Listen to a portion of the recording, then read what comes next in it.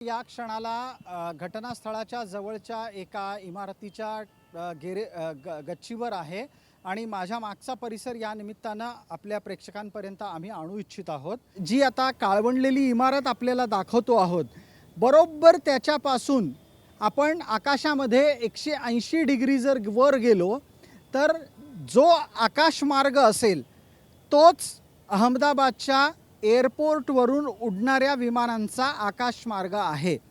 या आकाशमार्गानंच काल उडालेलं विमान हे सर्वसाधारणपणे उड्डाण केल्यापासून 10,000 फुटांपर्यंत जाणं अत्यंत वेगानं पहिल्या मिनिटभरामध्ये अपेक्षित असतं।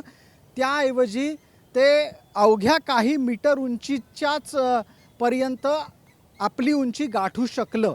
अर्थातच या दुर्घटनेत सुद्धा काही नागरिक ठार झाले आहेत, ज्यांचा या संपूर्ण घटनाक्रमाशी तसा थेट काहीही संबंध नव्हता।